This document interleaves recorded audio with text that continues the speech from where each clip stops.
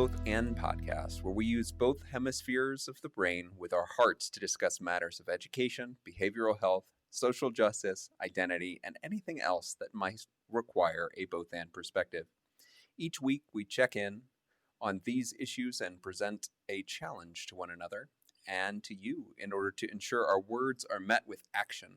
I'm Ben Wilkoff, an anti-racist, equity-focused, growth-oriented husband and father of 3 strange and beautiful children. And I'm Jessica Raleigh, anti-racist educator, nonprofit entrepreneur, and passionate change maker. So, how was the week? I didn't really care for it very much. How was yours? You could have done without this week? Is that what you're saying? No, I don't think that would be an accurate statement because I have enough perspective on life now to understand that the bad things are the good things and blah, blah, and all that, but I'm not quite there yet.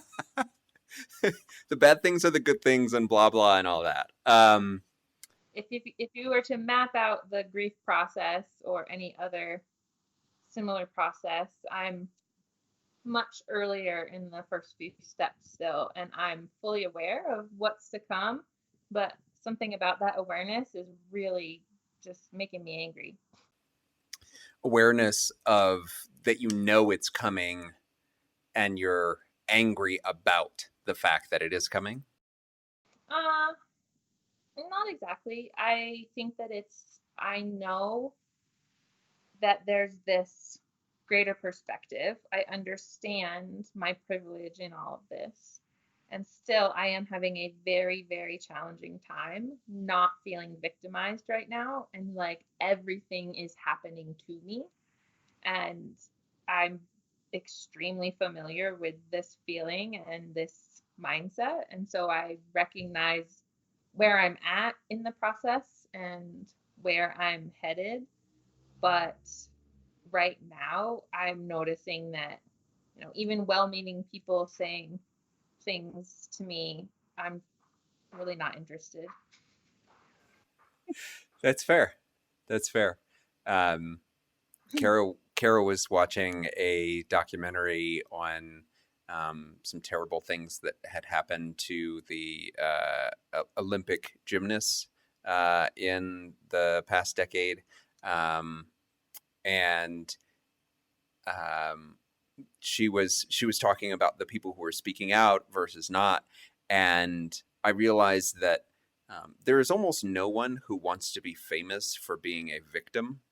There's nobody who, and maybe that's not entirely true. There may be people that I am unaware of, but that idea of if you are going to become famous for who you are and what you can do, being a victim is not generally a part of that. And the idea of sort of embracing that victimhood and like wanting that to be your identity, that feels like really difficult. I think most people, and it sounds like including yourself, would rather that not be their identity, and sort of see that continuing. Well, I think for me, it's challenging because I am a victim and I'm still processing all of that. And at the same time, even before recognizing that I was a victim, I was working on codependency and like really gaining a different perspective of my place in the world and how I live my life and see myself not as being in charge of it or in control of it, but also not seeing myself as being out of control of things, right? Like everything that happens can have meaning. I can choose to sit in the corner and find all the bad things about it, or I can find the good things about it. And where I'm at right now is that I know if I don't stay in this place and I just try to put a positive spin on it or I try to figure it out, that will hurt me later. It might be easier or feel a little bit better now, but that won't really benefit in the long run. So, and I was excited, Ben. I had like a whole thing planned. I was going to write a script and everything. And then it's all just. Yeah, Okay. it is funny the way that life sort of happens. this week we have Kara has been experiencing a lot of physical pain. She got into a car accident. Gosh, almost 2 months ago now, and is still experiencing the effects of that. And you know, she got hit by somebody going about 40 miles an hour and 45 maybe, and that kind of thing where you just can't ever seem to get that recovery, and sort of feel at 100%, is really tough. And so just dealing with, like, okay, is this a chronic thing forever? Is this a chronic thing for just now? And those kinds of things. But one thing that we have been turning to pretty regularly since the pandemic started, or since she figured it out, is that she has a deep and abiding love for Legos. And she has started to really enjoy putting together Legos with our youngest son, Arlo, putting together Legos when they want to, with Isabel and Tobias as well. But doing it on her own, in breaks between work, when she is feeling like she can't do any work. That was, some of today and yesterday was just like, I can't do anything really, truly productive, but I can sit here and put together little blocks, and I can, try and, contribute to my own well-being by organizing something. Right? I can't organize my life necessarily. I can't organize, everything, but I can there is some order that I can create and sort of build. And that's been incredibly helpful. And Legos are ridiculously expensive. There's no reason why these tiny pieces of plastic should be as expensive as they are. But we have said, essentially, if that is a therapy need, if that is a meditation need, that we are willing to invest in that, in order to make that an easier, like, just being able to sit with yourself, not looking at a screen, is the idea, right? Like, sitting with yourself or sitting with a child, and like not having to be entertained in some other fashion, distracted, like you can really kind of go into yourself a little bit. And so that's been our approach to like putting things together, is, all right, so let's use Lego. And she has gotten pretty into it. She just finished this Steamboat Willie Mickey Mouse one that is all black and white, and like the steamboat like smokestacks go up and down as the paddle wheels turn. But what's really cool is it's all black and white on the outside, but if you turn it upside down and look inside, it's all colorful. And so like all of the underneath of the black and white is all color. And so it's just a really kind of, at least it was for me, a very nice metaphor of like, even though everything feels like black and white and gray and things like that, like there is a huge amount of color under the surface. And that has been something that we've been relying upon a lot recently to sort of get us through those moments of pain and that kind of thinking. Would you say that you have more Legos than the average family, or less? I would say now we have more Legos. Before before Kara got excited about Legos. Before Kara got excited about Legos, I would say that we had probably had about average for 3 children. So you accumulate these things over the course of 3 children. One child probably gets, their own, they go through the phase of Lego and then sort of on and on up. But we now have more than than I would say is typical. We have not gone to the level where I have seen some interest, which is like doing the Millennium Falcon, which is, something like 7,000 or 9,000 pieces. It's just ridiculous. And a coworker of mine showed me his. He and his children actually showed my children, and they were like, "We have to do that." And so it was definitely something that I am, because I think it's like something like $600, and I was just like, this is not. Are you serious? I am 100% serious. Um, That was not what I was picturing at all. no, no, no. It is like full on. You know, a uh, it would be an enormous gift to the family, and one that I am not prepared to make. Uh, this is not like, yes, I want to invest. I do not want to invest $600 into pieces of plastic at this moment. Um, so anyway, that's been our both meditation and therapy, but also an indulgence of a kind that feels very, very of this moment. If that makes sense. Yeah. I'm ideating all kinds of things like Lego swap or even just within your own family. Because I just remember um, Tobias and I cleaning his room one time, and we had some really interesting conversations about some of the Legos that we found and like different pieces that were missing from other things. And but it was really cool because he had memories or he had like connections to even just a couple of pieces because those couple of pieces represent so much more than just a couple pieces of plastic. So That's right. That's exactly right. So it is definitely a memory making thing. Arlo, I think, will remember making these Legos. And as it turns out, he does not do them perfectly. Uh, uh, the 6-year-old does not put everything together exactly as the booklet says. And so Kara gets to sort of undo some things and put them back together. And we understand each one a lot better because they're sort of like both forward engineered and reversed engineered at the same time. It's like, oh, this is how you got to this point. And so he's very good at it. He just isn't perfect at it, which if you are trying to do it according to the book, you're sort of like stuck in that mode.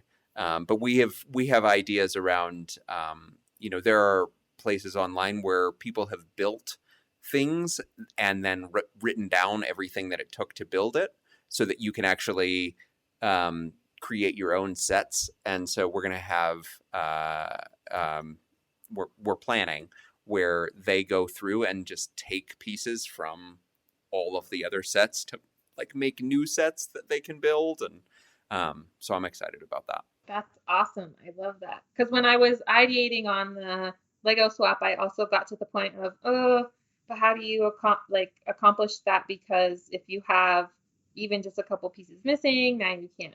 But you solved it already. It's awesome. Yeah, I have gotten into there's this community online that actually built a computer based tool where you can build something in the virtual tool and then it will actually print out the steps that you can go through to build it in the real world. So if you build something, on the computer, it will say, okay, so you did it, right? You built this 3D model, but here's how you would do it in the real world. And then you can it's like 3D printing, but with hands instead of like extruding plastic. Okay, so I think we're getting farther now because when you said that, then I thought, okay, well, we could 3D print missing pieces as needed, or like if the kids pull different pieces from different sets and they create their own thing, if there's just some special piece, because a lot of those Lego kits, they have very particular pieces. It's not, they're not universally designing the Lego pieces all the time. That's correct. And there are some times where those pieces only exist in one set in the world. So What? that like it is crazy to look at. It's like, this is the Holy Grail piece that only exists in this one set. So 3D printing those pieces is a great idea. All right. Well, I'm glad we had a chance to figure that out. It's like puzzle swap, but with Legos. So good stuff there. I think that it's definitely a challenge for a future week. Um, Oh, can that be our challenge? I want to make it our challenge right now. Can our challenge? I'm calling it. I'm pushing the golden buzzer right now, Ben. our challenge is, I'm going to write it down. What is it? I think that our challenge should be to find something playful or some kind of toy that you can spend some time. I like how you said it earlier, with yourself. It encourages you to spend time with yourself. Yeah, something that is not on a screen. Yes, a non-screen toy. Yes, I'm in. All right, so we've got our challenge. We didn't even know that that's where we were going, but I feel like that totally works. For last week's challenge, which was a little bit of a doozy, um, trying to come up with some immediate action that we can take in order to impact change for social justice, for creating equity across. I really love what you said last week around how do we make sure that we are catching all of the children? How are we catching the families or supporting them in a way that feels um, like they are not being missed, and that they are not being shortchanged. And so the other thing that really impacted me a lot when I was listening back to the podcast was your I think insistence is the right word, that simply going out and finding people to hire or looking at better admissions processes for my school was not enough. It was actually, how do you eliminate the gap between where we are as a society right now and where we want to be in a very concrete and real way. And as it turns out, I have an opportunity to do some hiring in the near future. Our team is hiring what will be a new person onto the team, and we went through the my action that I was taking was, how do we eliminate all of the things that gatekeep people from applying, that gatekeep people from seeing themselves in the role, that take away what it is that they feel is that it is not for them, right? That this role or that this organization is not for them. And so we had a really good conversation together, my team and I, around, okay, so what are the things that are actually required in this role, right? Like, in order to be a good, like, you have to be able to do this work. The components around, you have to be able to work with other folks in other time zones, right? Like, that is something, because it's a global university, like, this is something that you will have to be able to do, right? But we really looked at a lot of the language and said, does this read as exclusive and overly, essentially, like, does this read as a white person's job description, right? Like, is this the way that this reads, as a sort of stereotypical and traditionally educated? So that was something like, is the only path to get to this job going through a 4-year college and and applying after you have had this number of years of experience, right?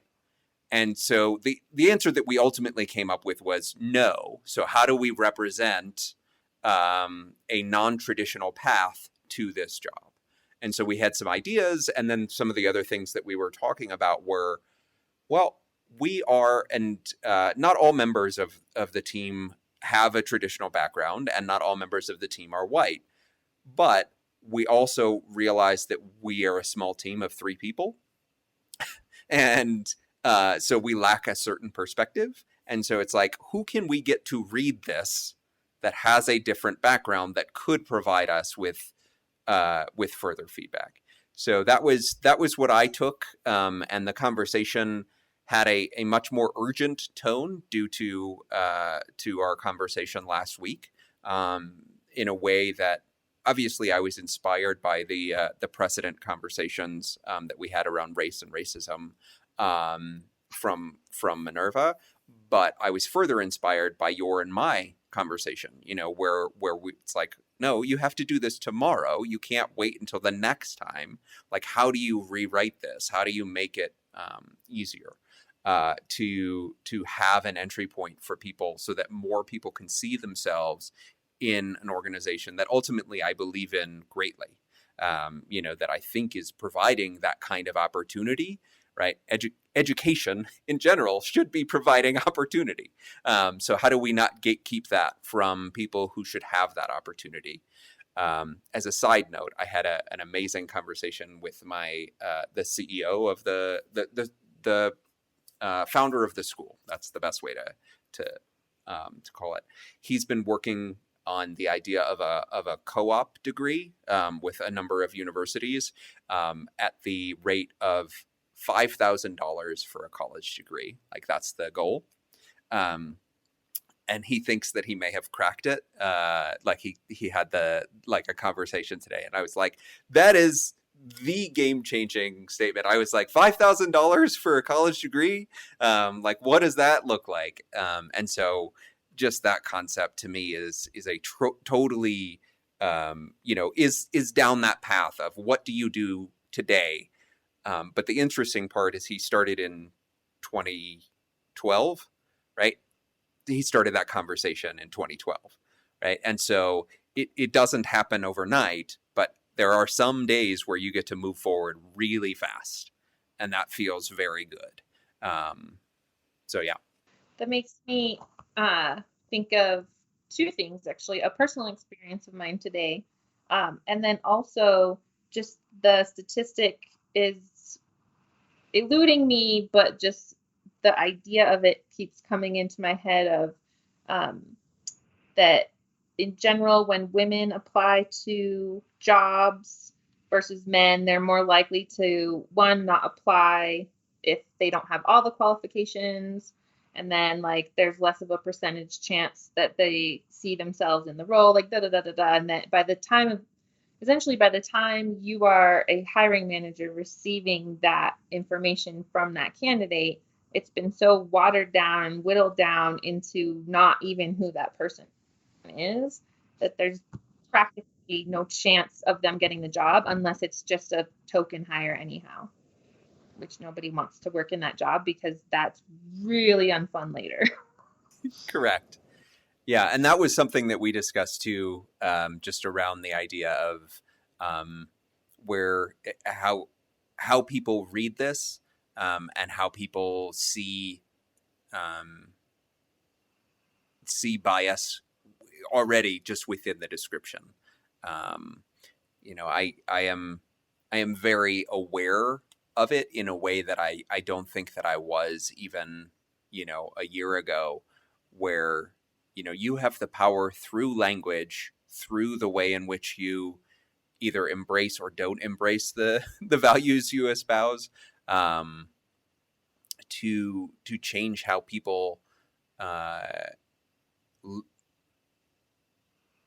how people live within, and embrace the kinds of things that you want to do, right? Like, nobody goes along for the ride of really difficult um, and stressful work if they don't believe in it.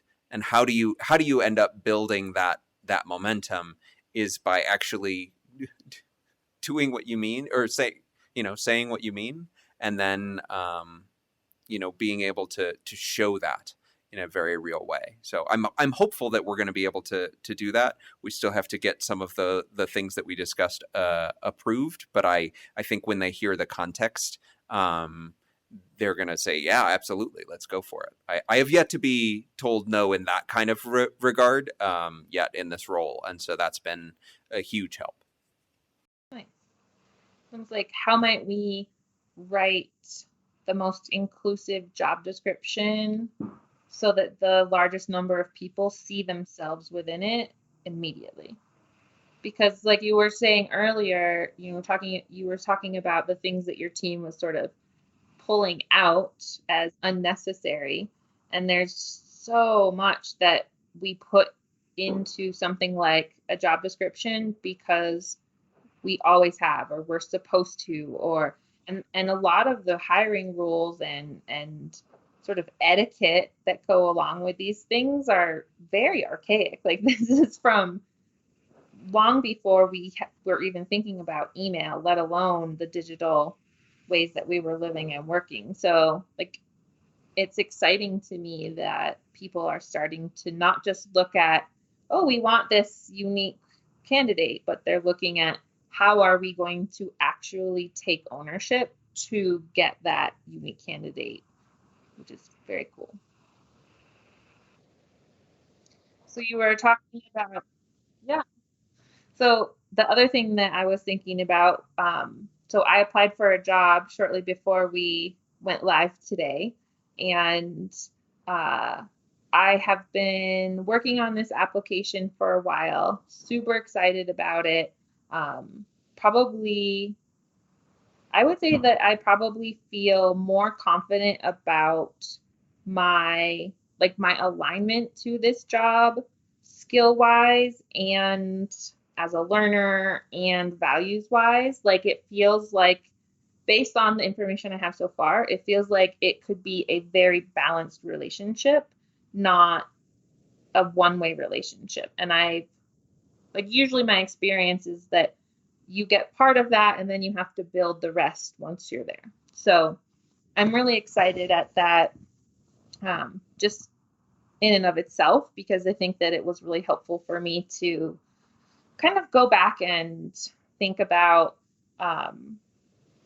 just like what are all of the experiences and reflect on the different um, not just the different projects and things that I've been involved in, but sort of that evolution of my beliefs and the way that I show up as an educator. So it was really valuable experience for me. And I was super excited about recording a video because they had said instead of a cover letter, you could send in an audio or a video file. And being that we have done so much work with video, it was just literally a no-brainer. Of course, I'm going to do the video. So I've been working on my script for a while, and it started to get to the point of like, I need to just record this stinking thing so I can send it off because it needs to be out of my life, and I'm going to obsess over it so much more than I need to, and just like all the things. And so I was thinking today about what a trauma informed hiring process might look like. Be- because something that, so I'm saying this partly because I've I feel like I've been on both sides of that. And one of the things that I have been like that I've participated in before is just sort of looking at a piece of paper and saying like, yep, that's the process, and then like putting it out to people and then involving people in that process.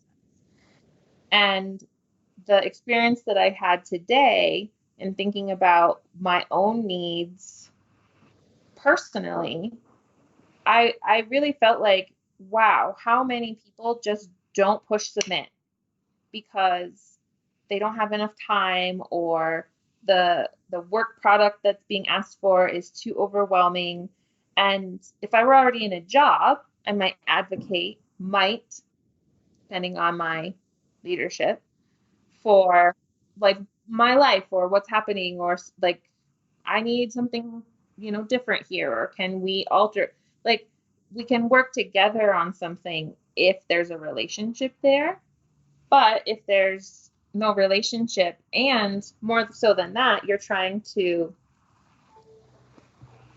I don't want to say impress, but there is something about those first interactions and the idea of power and privilege. Like if I am hiring, I have a great deal of power, and like now I'm sitting here thinking like, how as a hiring manager do I get rid of some of that so that it's not getting in the way of that relationship.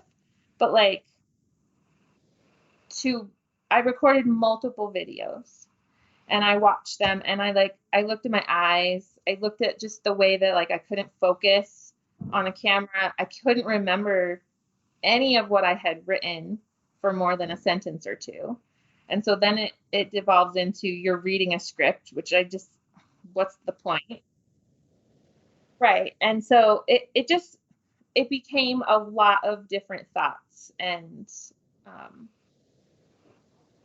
thinking about a lot of different people who might be in a situation of wanting to or being a fantastic candidate for a certain job.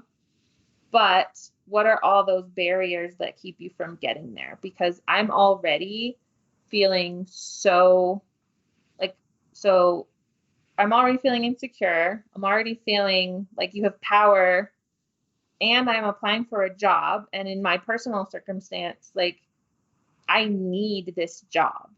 So that's a huge difference in power just right away because now how much more willing am I going to be to bend my values or to like, and something I've been thinking about a lot the past couple of years is just like how do you interview authentically? These are things I don't know yet, but it really like hit me today when I felt like I needed to hide, like, because that's how it feels. It feels like it's not safe. Like, and already this week, I feel like it's been proven to me. Nope, you thought that you could trust somebody, but you can't. You thought that you could trust yourself in meeting new people, but you can't. And also, your dad's cancer is back, and it just became this whole like spiral when actually what I wanted to do was just like fully invest in this thing that I could be very, very good at. But it kept pulling me away, and that was frustrating. Yeah, I mean, I keep coming back to that phrase of a trauma informed hiring process, and what that means for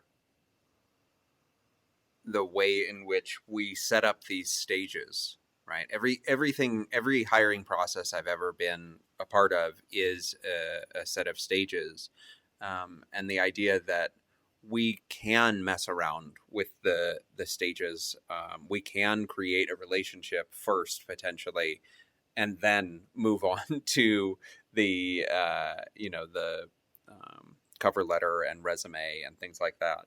And going back to your idea of how archaic the process is in general, right? We hardly ever print out our resumes ever, right? Like the vast majority of resumes are never printed out for the hiring manager. They are a digital file. And so what does that then mean for the way in which you introduce yourself, right? But um, in some ways you are having to go to an unsafe space of putting yourself out there, but this um, and I shouldn't say unsafe, it is uncomfortable.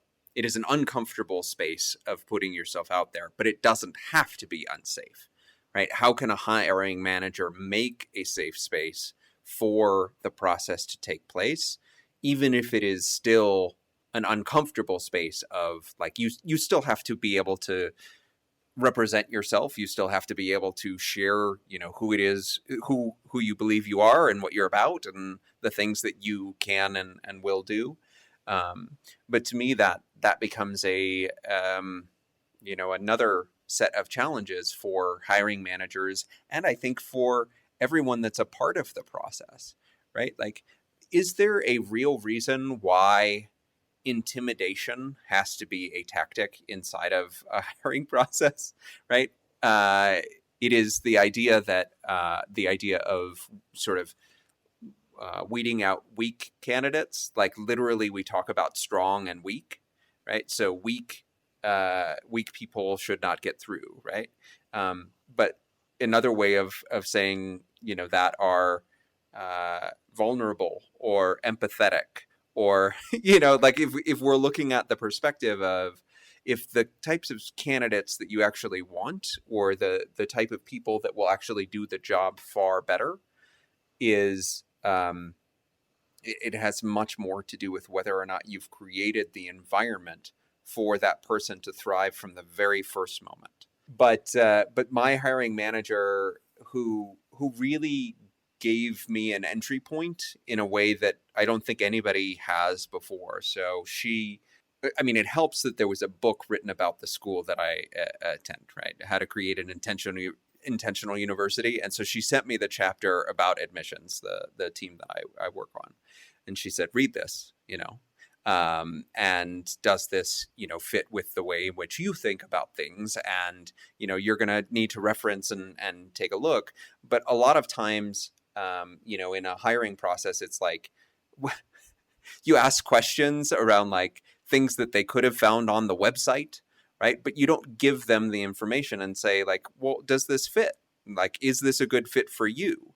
And so when she was sort of teeing that up, and we had a series of challenges, right, that I had to perform on, but she was genuinely looking for my opinion. Like, these were challenges that they were having at that moment, not fictional challenges, not things that someone concocted.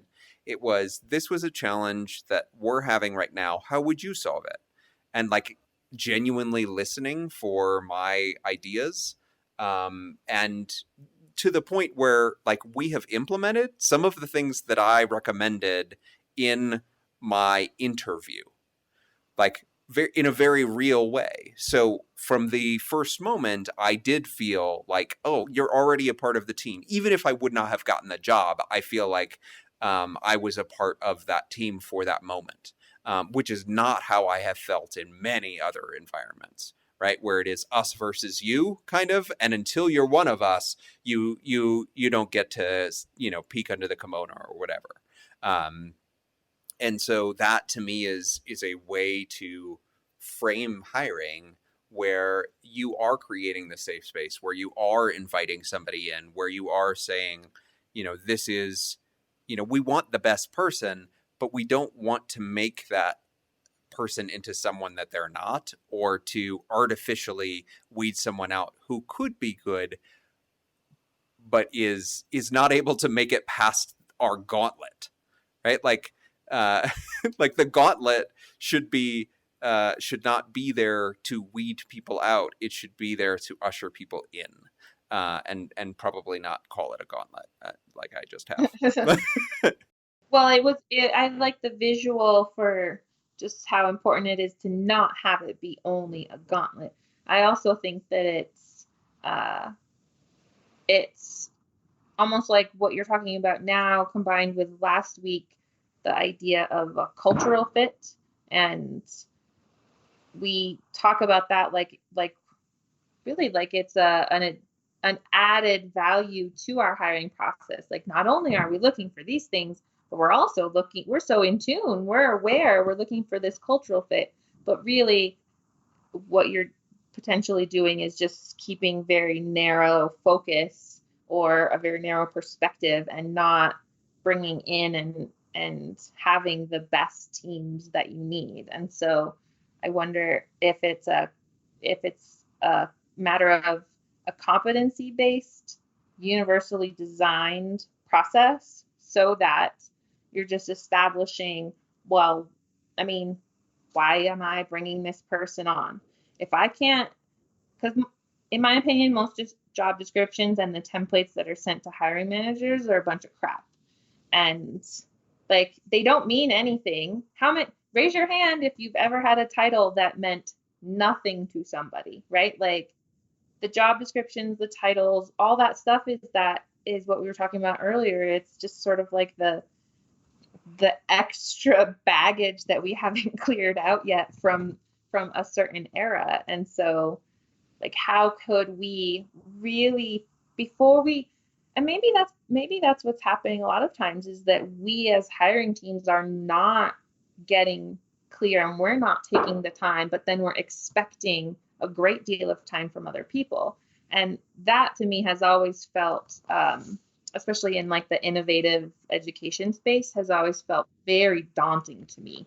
Like, I am but one candidate desperately trying to get a paycheck, And so I'm applying to all of the things and writing all the cover letters, and I'm doing my darndest to put it all together on your timeline and their timeline, right?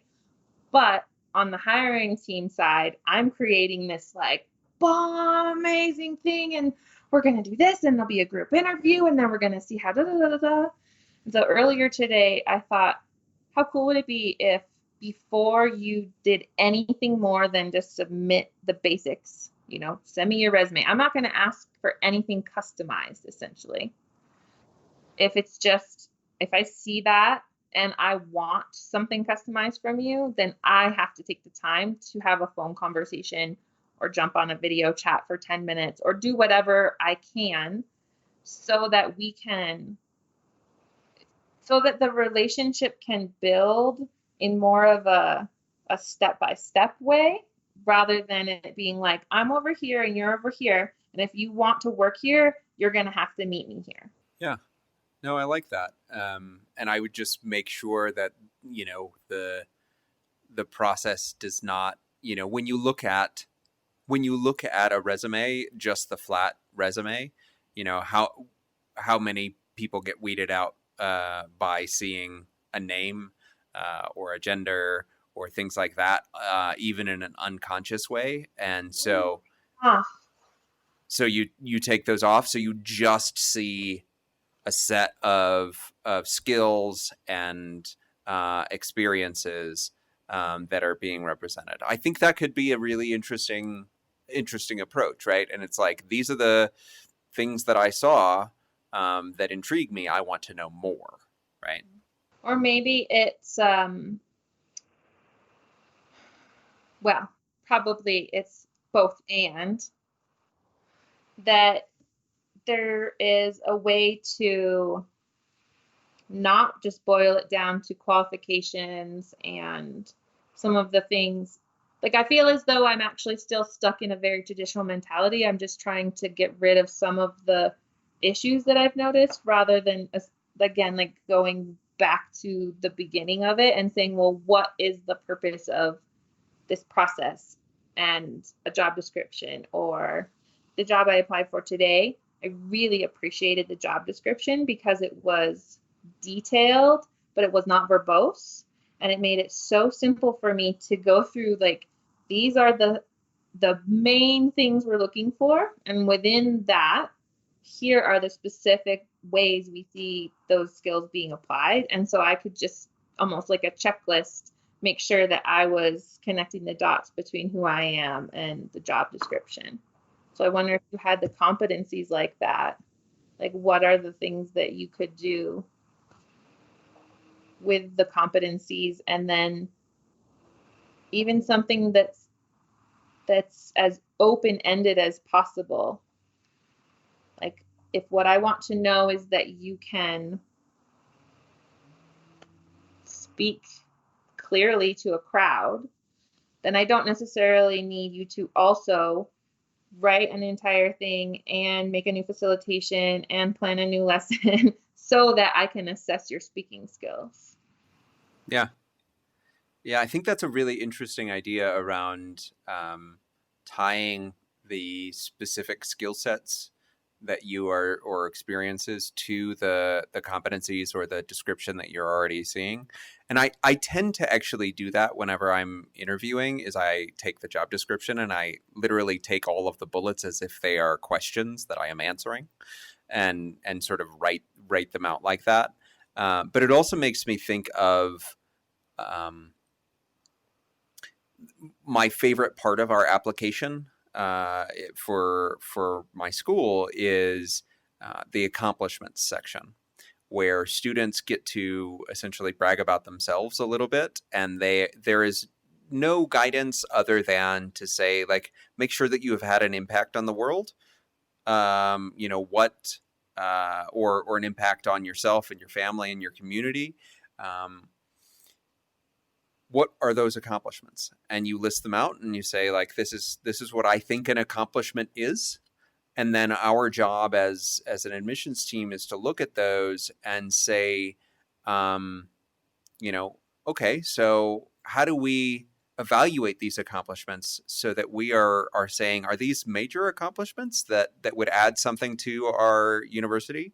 Are these, small accomplishments that conceivably anybody could do just by being a human in the world, and going to high school? Um, and so we are looking for the unusual and the spectacular, but we are also looking for the real and the folks who have struggled to do things. And it has become this whole taxonomy of the way in which we look at um, a 17-year-old, to see, what have you done with this, sort of wild and precious life, to show, that this is something that would be, an asset for our community. And that to me is a lot of what you're talking about, where it's like you in an application of the sort you're describing, would there be an opportunity then to simply just like talk about the accomplishment that fits within the role, and to share the impact that you have made, in a very real and honest way, and not like this was the daily in and out of the job that I had, the title that I had. It's like the accomplishment that you had, when we worked together in DPS, the set of accomplishments there are worth far more than that role that you had. And so, to me, the way that you represent that, the way that you quantify it or share it, that is far more important and valuable than, writing out the job, the the description of what you did, if that makes any sense. Mhm. Yeah, I'm also wondering what would happen now that you said something, and it made me think of a very open-ended question that you could pose to a candidate where they were able to essentially share something that was important to them. Because when you first were talking about specifically in school, I had a pretty emotional reaction to what you were saying, because I started thinking about all of the students who don't have access to the things that are sort of quote things everyone has access to by going to school. Like that is such a huge range in and of itself that I feel like you have to take it out of the equation, otherwise now you're just carrying on with your privileged way of seeing things instead of bringing in a different perspective. And so We don't accept um, any accomplishment that was a part of your traditional schooling. We don't accept them. And so that is our way of getting around that a little bit. But please go ahead. so then what happens if my accomplishment, like what what happens if what I would say my accomplishment, my biggest accomplishment of my time in high school, what if it was, I can't think of an example now because my brain's not working, but I just, I'm wondering like, what is the kid who's just barely surviving, or who like their accomplishment was that they got out of a violent home and like went to school for half a year. And so there are some students or kids who could probably take that and very easily answer any question with it. And there are a lot of kids who would not ever consider applying or doing something further because they already are however far behind they feel like they are. And so, what if it was a question of like, what is, you know, explain a moment when, like, you knew that whatever you're applying for was your next step in the journey, or, just like something that was very, very big, but instantly everyone could have a connection to, and that it would not, because like today, I had the option. Like the hiring manager, if I were to say, "Hey, this didn't feel very trauma informed," I can tell you for a fact that on the other side of that, it would be absolutely so easy to just say, "Well, I'm sorry that you feel that way, but you could have just put the words, you could have just pasted, you could have done a cover letter, like you had three options, but one of the options didn't even feel like a legit option. Like you can't apply to an innovative professional learning job where you are going to be expected to facilitate and da da da da and choose to just like throw the cover letter at them. And I don't know, maybe this is something that I just need to think about more and be more confident in and do it anyway. But my time so far as an adult human tells me that like that wouldn't work. That I would have that bias as a hiring manager. And so that's, I think, why I'm so adamant about this because I'm like, I would do both of the things. Like, it has to be, even just doing the audio, I was like, wah, wah. I didn't feel proud of it anymore. And now, how will that affect if I get an interview or, like the way I show up to that? And Yeah, I think that idea of pride is actually a really, really important component. The sort of an alternate question to what you were asking about how do you represent, the kid who survival is their greatest accomplishment, right? Where you say what is the thing that you're most proud of, um, and the way that they might represent that, and how do you put forth something you are proud of in order to represent yourself as well, right? Like whether that's a cover letter or a podcast or a video or things like that. But I do think that there is something to the discipline of making things and of sharing yourself that feels very important to me. And what I mean by that is, so I started writing on. Can you see? I started writing on paper again, and I have to be okay with the vast majority of the things that I'm writing being inconsequential, and I have to be okay with because I was essentially not writing because I was like I really don't have anything to say right now. I'm not proud of any of the things that I'm writing or thinking about or things like that. And so I had to really get okay with the idea that the vast majority of the things I'm going to say or write or create are not going to be consequential. But I need to do them anyway because the discipline of doing this makes it so I have more chances to be consequential and to have those moments. And so I almost feel like, the piece of audio that you created, while you want it to be consequential, because you have had so many other moments of consequence of saying things that are really important to me at the very least, to many other people, right? Like there is a greater likelihood that that was consequential and will be consequential to the person that hears that because you have had those moments of vulnerability, of practice, of sort of taking and building something meaningful.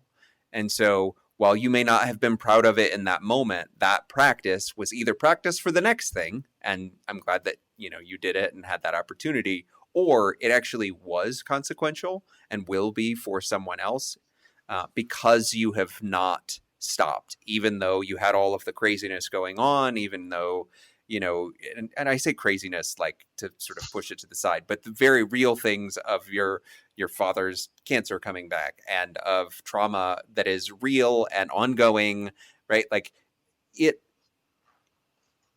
by having those moments and actually continuing to make things and to talk, you are getting more chances to make the things that you genuinely want, whether or not it's this podcast or it's the next one, right? So I don't know if that feels like what you were just engaged in, but that's what I hear when you're saying like you're not sure if you're proud of it, you're not sure um, if it was any good. I think that it probably was, whether or not you feel that in this moment or not, but I think that it probably was because of all the things that I've seen ahead of that moment. Well, fingers crossed then. We'll let the listeners know as things unfold. Totally, I am totally with you on that. So I feel good about like let's keep on checking back in on both of our hiring processes, right? And sort of seeing what is the result of this one or the next one that that you take part in, because everybody's along for the ride as we have this conversation, or nobody is, and it's just us. So I'm okay with that too. You're Ben, and I'm Jessica, and we have really enjoyed finding the both and perspective as we've talked about our lives, families, and the people and things that are important to us. If you would like to add your own both and perspective or just view the full show notes for this episode online, you can find us at bothandpod.com/9. And if you have any questions or just want to tell us that you like the show, you can let us know at feedback@bothandpod.com or by leaving a review wherever you heard this podcast. Thank you so much for listening, and we'll talk to you again next week.